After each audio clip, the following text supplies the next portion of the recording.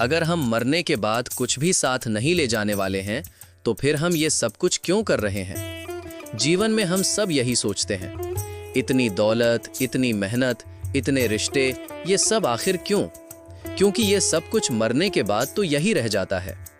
लेकिन भगवत गीता में श्री कृष्ण अर्जुन को बहुत सुंदर बात समझाते हैं।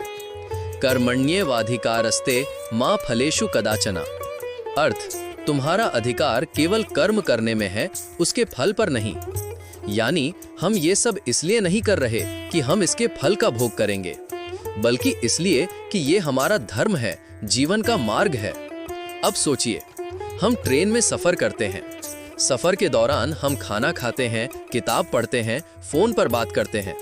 लेकिन क्या हम ये सब इसलिए करते हैं कि ट्रेन रुकने पर हम उसे साथ ले जाएंगे?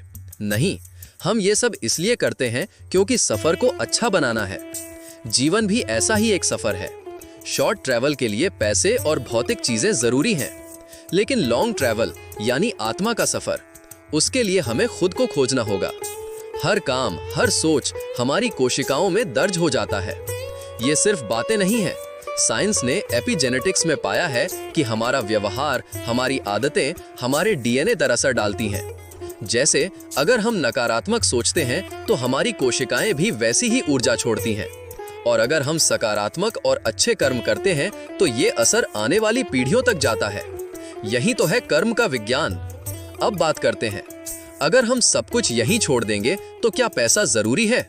हाँ, पैसा जरूरी है, पर सिर्फ उस ट्रेन यात्रा के खाने पीने के लिए। लंबी यात्रा के लिए यानी आत्मिक यात्रा के लिए हमें ईश्वर को अपने भीतर खोजना होगा। जैसे एक बगीचे में दो तरह के लोग आते हैं, एक वो जो सिर्फ फूल तोड़ने आते हैं और एक जो फूलों की खुशबू में खोकर आनंद लेते हैं। फूल तोड़ने वाला जब चला जाता है, उसके हाथ में सिर्फ मुरझाया फूल होता है, लेकिन जो उसकी खुशबू में खो गया वो आनंद और स्मृति अपने दिल में ले जाता है, जो कभी नहीं मुरझाता। यही है असली यात्रा, आत्मा की यात्रा। श्री कृष्ण ने कहा है, योगस्थः कुरु कर्माणि संगम त्यक्त्वा धनंजय। अर्थ, हे अर्जुन, योग में स्थित होकर आसक्ति छोड़कर कर्म करो। यानी कर्म करो लेकिन उसमें आसक्त मत हो। विज्ञान और गीता दोनों कहते हैं, पैसा, रिश्ते, काम, ये सब यात्रा को आसान बनाते हैं, लेकिन यात्रा का असली मकसद खुद को पाना है। अपने भीतर ईश्वर को खोजना है, वो जो हर जगह है और जो हमारी आत्मा में छुपा है।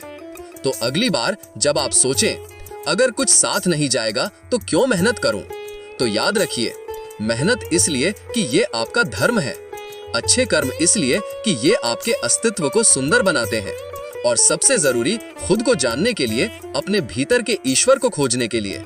क्योंकि जब ट्रेन रुकेगी, साथ में खाने पीने की चीजें नहीं जाएंगी, साथ में जाएगा सिर्फ आपका अनुभव, आपका कर्म और आपका आत्मज्ञान। कर्म करो, आसक्ति मत रखो, अपने भीतर के ईश्वर को खोजो।